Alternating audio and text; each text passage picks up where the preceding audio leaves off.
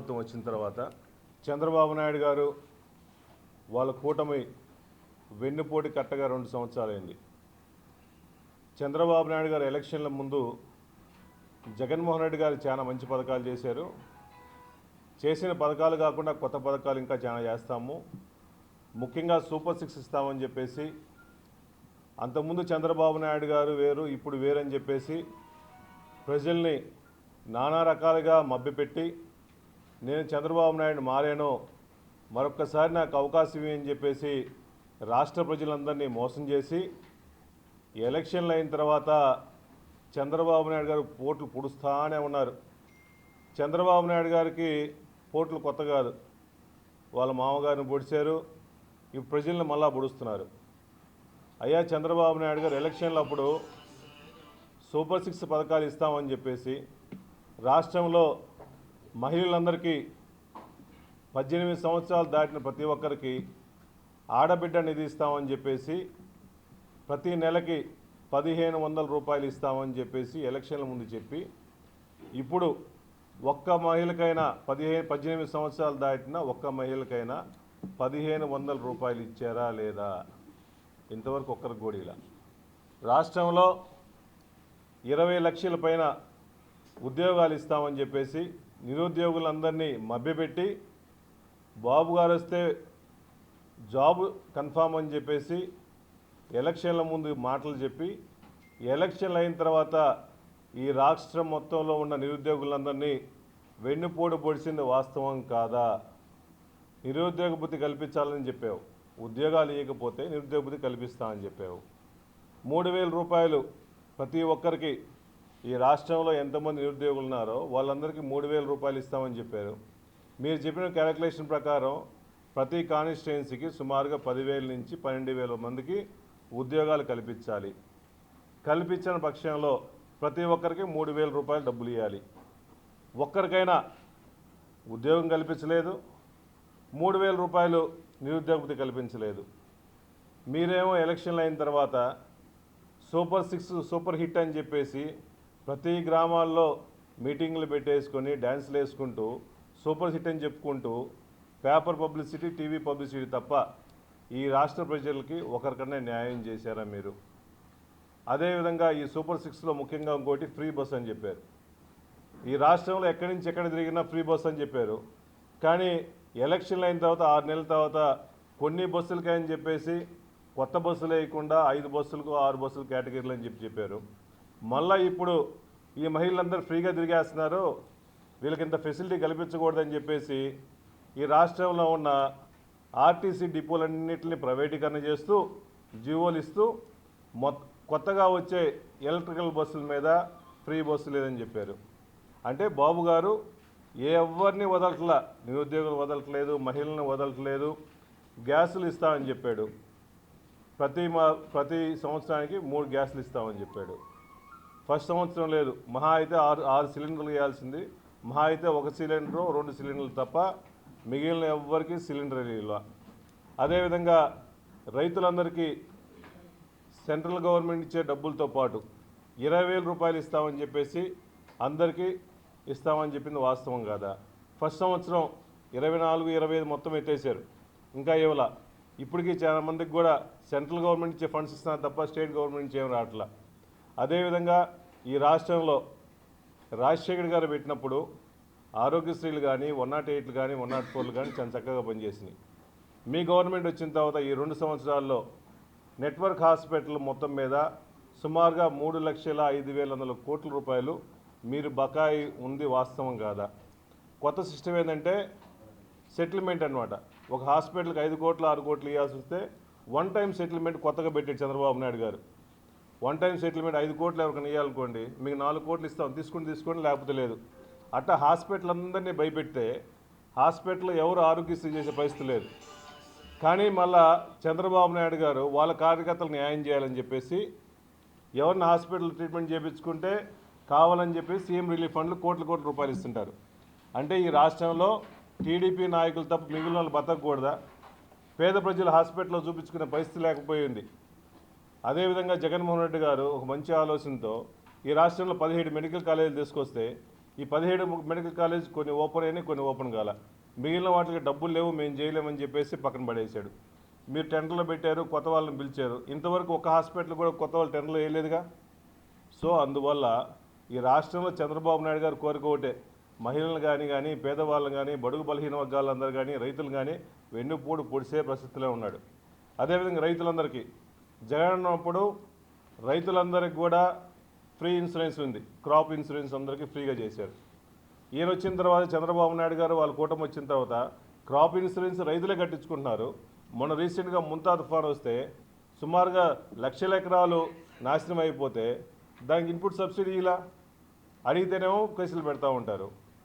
So రైతులు పండించిన పంటకు గిట్టుబాటు ధర లేదు. పొగాకు కానీ, మిర్చికి కానీ, వరి పంటలకు కానీ, కందుకు కానీ, మొక్కజొన్నకు కానీ అన్ని విధాలుగా రైతులు నానా రకాలకు ఇబ్బంది పడుతున్నారు.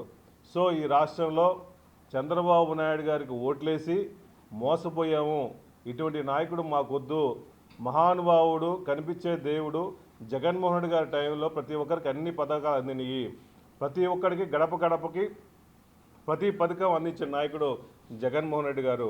మళ్ళీ ఆయన రావాలని చెప్పేసి రాష్ట్ర ప్రజలు మొత్తం కోరుకుంటున్నారు. కాబట్టి చంద్రబాబు నాయుడు గారు చేసిన మోసాన్ని ఎండగడుతూ ప్రతి ఒక్కరం ఈ నెల 4వ తేదీ ప్రతి మండల హెడ్ క్వార్టర్స్లో ఇన్ఛార్జీలు పాల్గొంటారు, మండల నాయకులు పాల్గొనేసి ఈ 2 ఏళ్ళ వెన్నుపోడు దీన్ని ప్లస్ మేనిఫెస్టోని ప్లస్ వాళ్ళు బాండ్లు ఇచ్చారు. చంద్రబాబు నాయుడు గారు, పవన్ కళ్యాణ్ గారు బాండ్లు ఇచ్చేసి ఈ బాండ్లు కూడా అన్ని ఊర్లు పంచిపెట్టండి, నాయకులు సంతకాలు పెట్టండి, మీకు అన్ని పథకాలు ఇస్తామని చెప్పేసి మోసపోట్లు మాటలు చెప్పారు. కాబట్టి ఈ 4వ తేదీ చించి తగలబెట్టే కార్యక్రమం ఉంటుంది. కాబట్టి అందరూ వైఎస్ఆర్సీపీ క్యాడర్ అందరూ పార్టిసిపేట్ చేయాలని కోరుకుంటున్నాము. అదేవిధంగా ఈ నెల 8, 9 తేదీ రైతులు కానీ, మహిళలు కానీ, పెద్దవాళ్ళు కానీ అందరూ కలిసి రౌండ్ టేబుల్ సమావేశం పెట్టేసి అందరికి కూడా చంద్రబాబు నాయుడు గారు చేసిన మోసాలని కూడా పవర్ పాయింట్ ప్రజెంటేషన్ చేసి అందరికీ తెలియపరుస్తాము. అదేవిధంగా ఈ నెల 12వ తేదీ ప్రతి కాన్స్టిట్యున్సీ హెడ్ క్వార్టర్లో వేలాది మంది చంద్రబాబు నాయుడు మోసాన్ని ఎండగట్టడం కోసం ప్రతి కాన్స్టిట్యున్సీలో హెడ్ క్వార్టర్లో వేలాది మంది దీనికి చంద్రబాబు నాయుడు చేసే అరాచకాలు, వెన్నుపోటు కార్యక్రమాల గురించి పెద్ద ర్యాలీగా తీసేసి పెద్ద ప్రోగ్రాం చేస్తాం. కాబట్టి వైఎస్ఆర్సీపీ నాయకులతో పాటు ప్రజలందరూ కూడా ఈ చంద్రబాబు నాయుడు గారిని ఎండగట్టే కార్యక్రమానికి అందరూ హాజరు కావాలని చెప్పి కోరుకుంటున్నాం. నెక్స్ట్ ఇది అయిపోతుంది, దానికి మళ్ళీ సపరేట్ పెడతా, 3 రోజులు ఆగిస్తాను. ఇది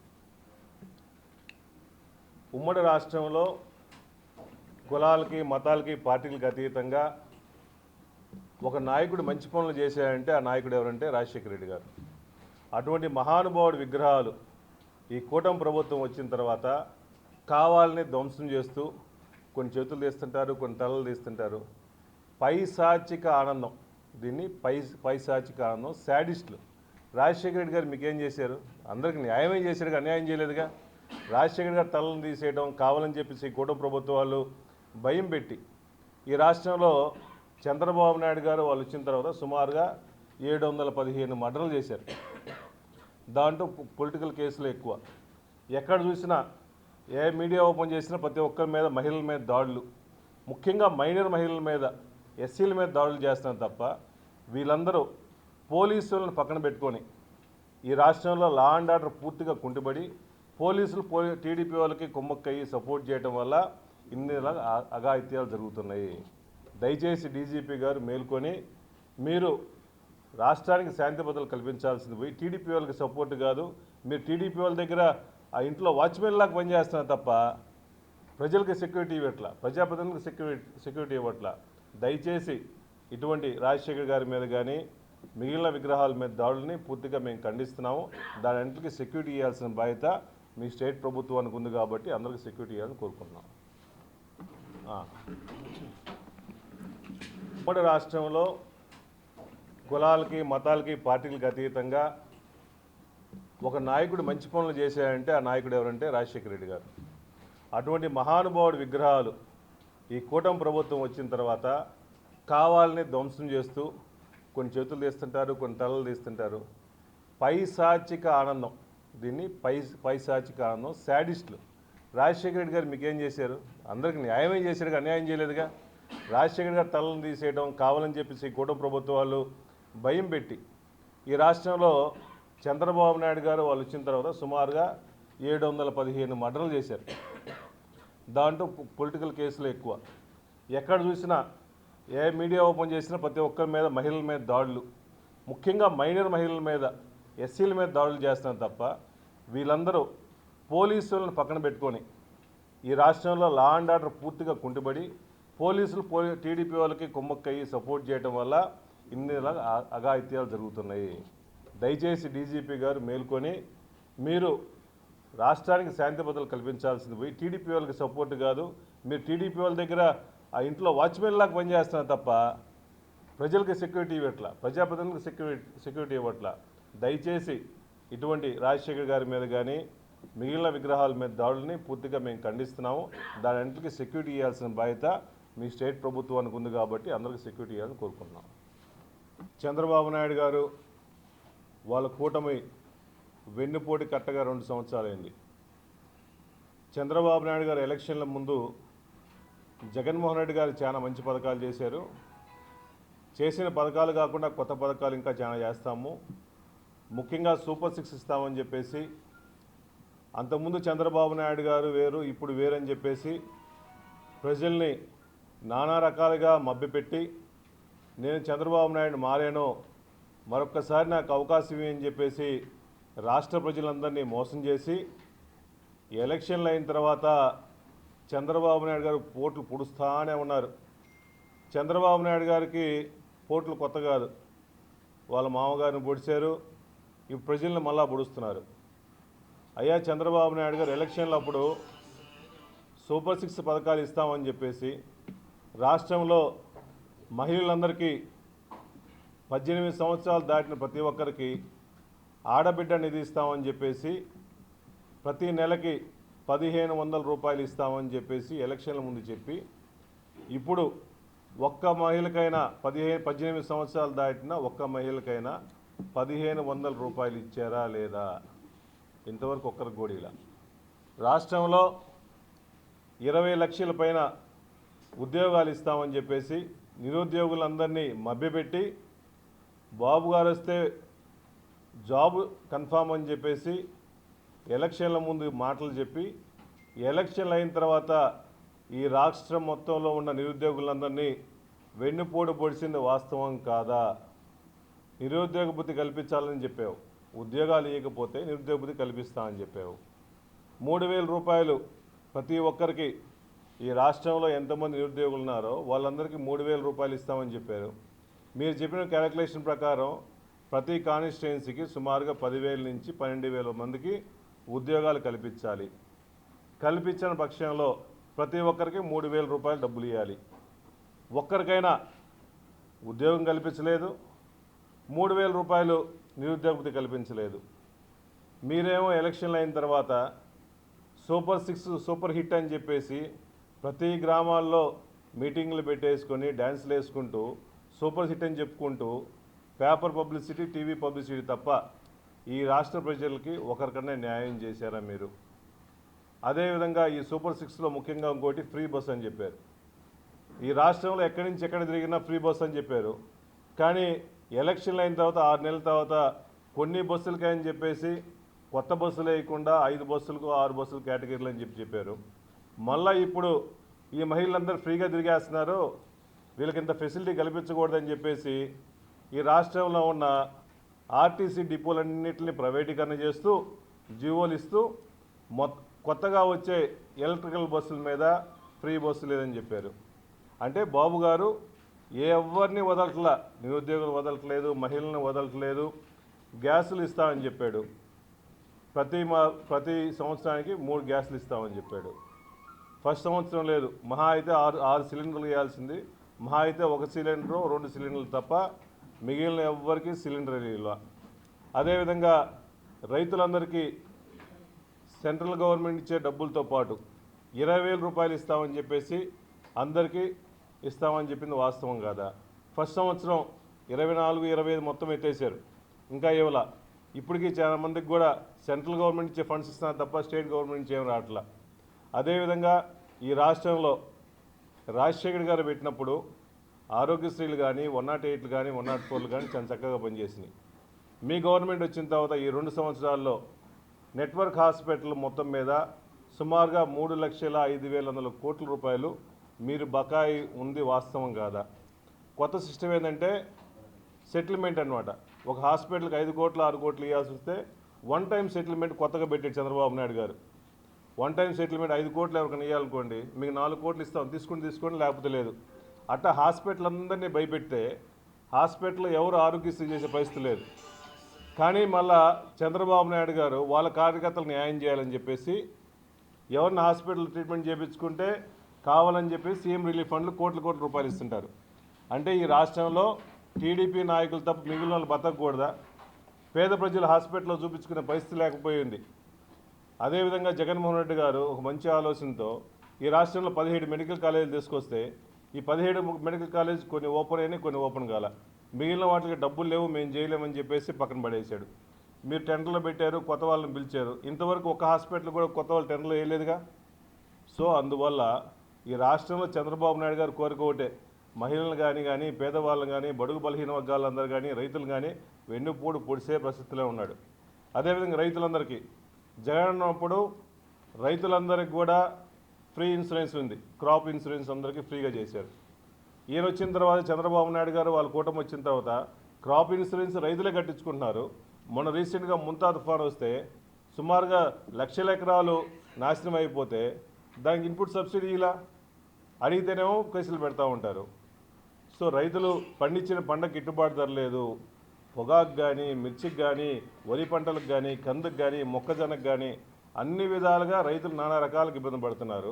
సో ఈ రాష్ట్రంలో చంద్రబాబు నాయుడు గారికి ఓట్లేసి మోసపోయాము, ఇటువంటి నాయకుడు మాకొద్దు, మహానుభావుడు కనిపించే దేవుడు జగన్మోహన్ రెడ్డి గారి టైంలో ప్రతి ఒక్కరికి అన్ని పథకాలు అందినాయి, ప్రతి ఒక్కరికి గడప గడపకి ప్రతి పథకం అందించిన నాయకుడు జగన్మోహన్ రెడ్డి గారు. మళ్ళీ ఆయన రావాలని చెప్పేసి రాష్ట్ర ప్రజలు మొత్తం కోరుకుంటున్నారు. కాబట్టి చంద్రబాబు నాయుడు గారు చేసిన మోసాన్ని ఎండగడుతూ ప్రతి ఒక్కరం ఈ నెల 4వ తేదీ ప్రతి మండల హెడ్ క్వార్టర్స్లో ఇన్ఛార్జీలు పాల్గొంటారు, మండల నాయకులు పాల్గొనేసి ఈ 2 ఏళ్ళ వెన్నుపోటు దీన్ని ప్లస్ మేనిఫెస్టోని ప్లస్ వాళ్ళు బాండ్లు ఇచ్చారు. చంద్రబాబు నాయుడు గారు, పవన్ కళ్యాణ్ గారు బాండ్లు ఇచ్చేసి ఈ బాండ్లు కూడా అన్ని ఊర్లు పంచిపెట్టండి, నాయకులు సంతకాలు పెట్టండి, మీకు అన్ని పథకాలు ఇస్తామని చెప్పేసి మోసపోట్లు మాటలు చెప్పారు. కాబట్టి ఇవన్నీ 4వ తేదీ చించి తగలబెట్టే కార్యక్రమం ఉంటుంది. కాబట్టి అందరూ వైఎస్ఆర్సీపీ క్యాడర్ అందరూ పార్టిసిపేట్ చేయాలని కోరుకుంటున్నాము. అదేవిధంగా ఈ నెల 8, 9 తేదీ రైతులు కానీ, మహిళలు కానీ, పెద్దవాళ్ళు కానీ అందరూ కలిసి రౌండ్ టేబుల్ సమావేశం పెట్టేసి అందరికి కూడా చంద్రబాబు నాయుడు గారు చేసిన మోసాలని కూడా పవర్ పాయింట్ ప్రజెంటేషన్ చేసి అందరికీ తెలియపరుస్తాము. అదేవిధంగా ఈ నెల 12వ తేదీ ప్రతి కాన్స్టిట్యున్సీ హెడ్ క్వార్టర్లో వేలాది మంది చంద్రబాబు నాయుడు మోసాన్ని ఎండగట్టడం కోసం ప్రతి కాన్స్టిట్యున్సీలో హెడ్ క్వార్టర్లో వేలాది మంది దీనికి చంద్రబాబు నాయుడు చేసే అరాచకాలు, వెన్నుపోటు కార్యక్రమాల గురించి పెద్ద ర్యాలీగా తీసేసి పెద్ద ప్రోగ్రాం చేస్తాం. కాబట్టి వైఎస్ఆర్సీపీ నాయకులతో పాటు ప్రజలందరూ కూడా ఈ చంద్రబాబు నాయుడు గారిని ఎండగట్టే కార్యక్రమానికి అందరూ హాజరు కావాలని చెప్పి కోరుకుంటున్నాం. నెక్స్ట్ అది అయిపోద్ది, దానికి మళ్ళీ సపరేట్ పెడతా, 3 రోజులు ఆగిస్తాను.